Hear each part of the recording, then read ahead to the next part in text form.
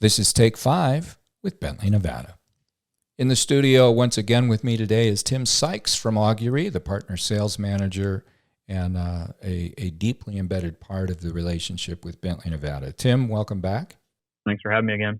Tim, last time we talked a little bit about, I shouldn't say you were sharing with us about Pepsi and the pretty amazing results that they had achieved. And I think what struck me is the vibration monitoring world has historically been focused on these highly machine-intensive industries where there tend to be continuous manufacturing processes, electricity generation, oil refining, and the like.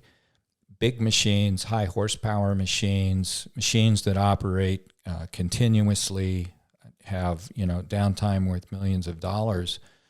But the reality is there's a lot of machinery out there in other industries that doesn't really fall into those categories, and you've seen a lot of success in those other industries.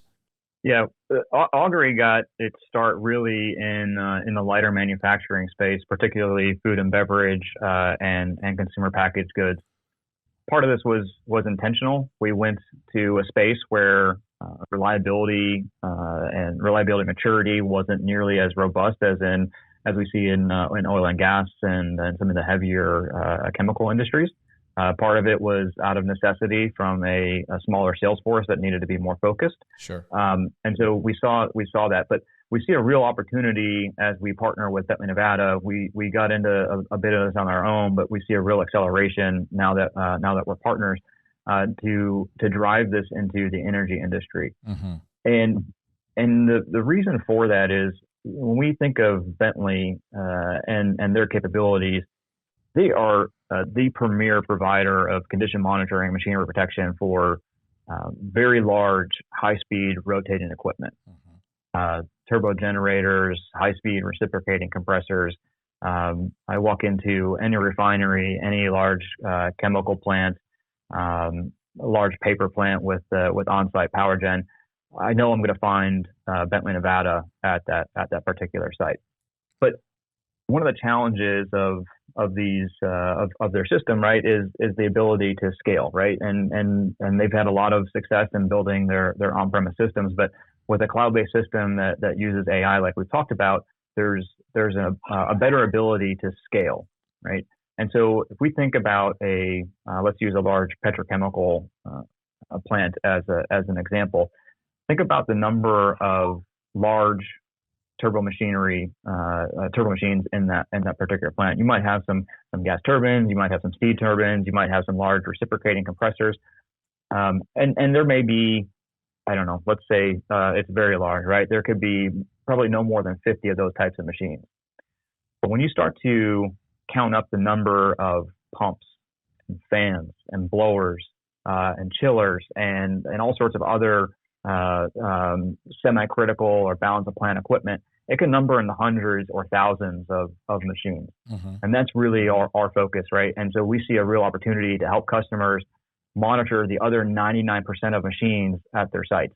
And then one other point I want to make is that not every customer that we work with has large turbo machinery. And so sometimes the pumps, the fans, the blowers, sometimes those are the critical components of their process, right? And sometimes those are have as big of a production impact to their operation as would a turbo machine shutting down in a petrochemical facility. Sure. Ask a guy who's running 400 meters if that shoelace is important when it breaks. So, Tim, for those who might think that 99% is a bit of an exaggeration, I'll just add an anecdote of my own. I had a chance a number of years ago to walk down a refinery in North America, and they had slightly over 100 pieces of machinery that was monitored with Bently Nevada rack-based systems. But to put that in perspective, they had over 10,000 total pieces of rotating machinery. So, you divide 100 into 10,000 and you're right at about 1%. So this idea of 1% versus 99%, it's actually a pretty accurate ratio, at least in, say, the refining sector. And I don't think you drift too far away from that as you get into some of the other industries either.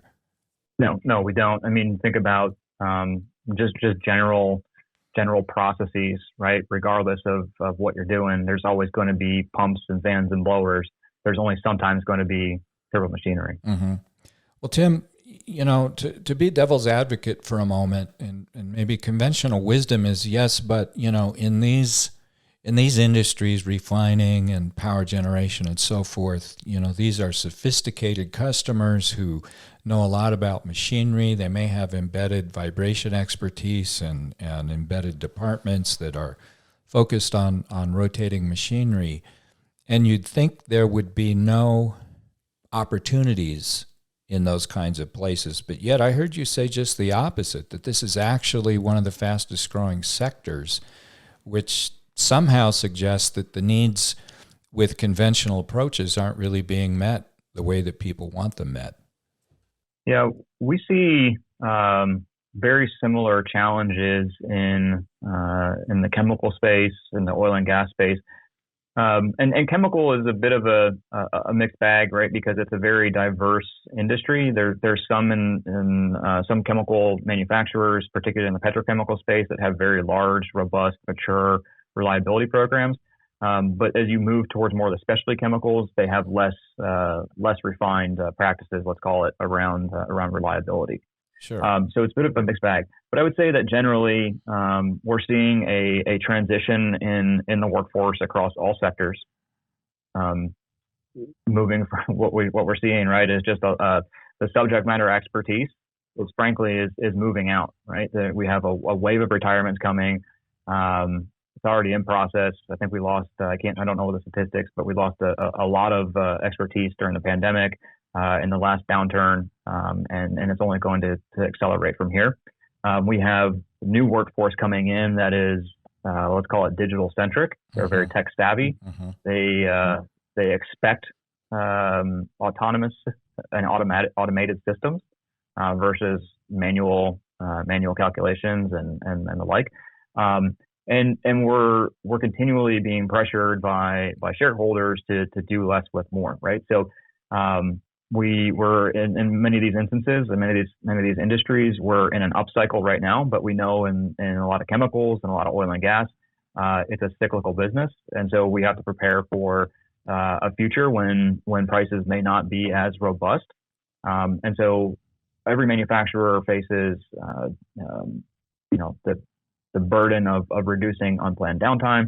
Every manufacturer is being asked to reduce their costs, right? And maintenance and repair is not being spared from that. And so these are all things that we address, and it's frankly just regardless of whatever industry we're operating in, all of our customers have the same problems. I would say that in these heavier industries where we see a lot of turbo machinery and things like that, the companies are right to spend the resources they have focusing on investing and monitoring and protecting these large pieces of equipment that they have. But I think a lot of times, and frankly, and the reason for that, right, is if those things fail, right, it could be a couple of weeks or more of being down. It could be a few $1 million to repair.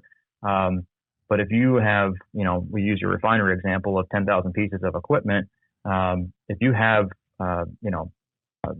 100 pieces of equipment that each cost that fail unexpectedly over the course of a year, and each one of those costs you $300,000 or $30,000 for repair, right? Maybe it's just a simple bearing change and lubrication, or you got to take the pump out of service, but it totals up to a total repair cost of $30,000.